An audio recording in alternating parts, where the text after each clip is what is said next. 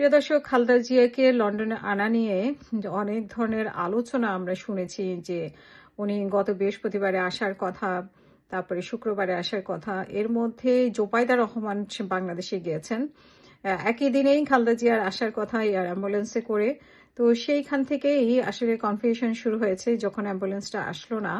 তারপরে বলা হয়েছে ত্রুটির কারণে, যান্ত্রিক ত্রুটি বা টেকনিক্যাল ত্রুটির কারণে আসেনি। কিন্তু প্রতিদিনে বলা হচ্ছে, বিএনপি থেকে বলা হয়েছে যে এখনই যাবে, সেই দিন যাবে, ওই দিন যাবে, এরকম ভাবে যাবে যাবে করতে করতে এখন বলা হচ্ছে যে উনি লন্ডন আসবেন না।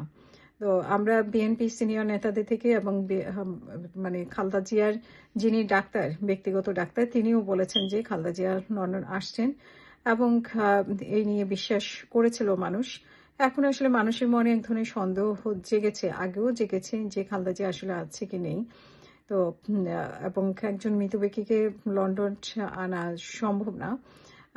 এবং এই নিয়ে আসলে সন্দেহটা আরো বেড়েছে। এখন আমরা নিজেরাও জানি না যে আসলে খালেদা জিয়ার অবস্থা কি।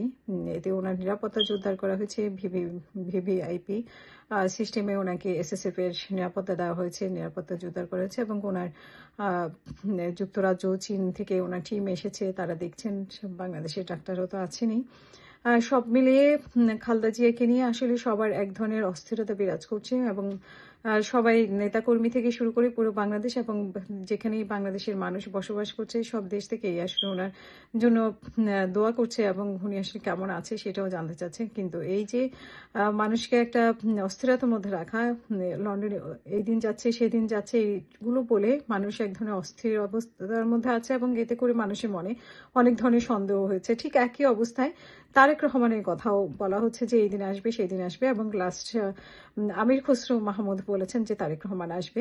তো দুটো বিষয়ে মানুষের এক ধরনের ধোঁয়াশা তৈরি করে রেখেছে, যার জন্য মানুষ আসলে বিএনপিকে মানে এই এই এই ক্ষেত্রে, বিশেষ করে তারেক রহমান এবং খালেদা জিয়ার ক্ষেত্রে বিএনপির কথাবার্তা মানুষ আর বিশ্বাস করতে যাচ্ছে না।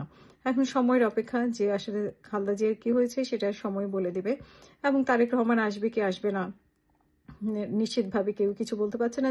তবে ওনার স্ট্যাটাসে মনে হচ্ছে যে উনি নির্বাচনের আগে কোনোভাবে উনি বাংলাদেশে আসবেন না, সেটা মোটামুটি ভাবে নিশ্চিত।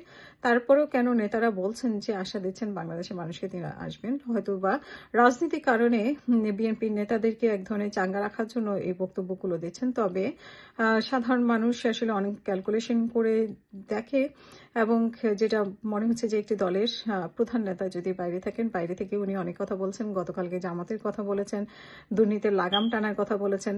তো বাইরে থেকে বসে উনি যদি এগুলো বলেন তাহলে মানুষ আসলে এক ধরনের হাস্যকর পরিস্থিতি তৈরি হয়। তো সেই পরিস্থিতি আসলে নির্বাচনের আগ মুহূর্তে সেই পরিস্থিতি নির্বাচনে কতটা প্রভাব পড়বে সেটা আপনারা মতামতের মাধ্যমে মন্তব্য জানাবেন।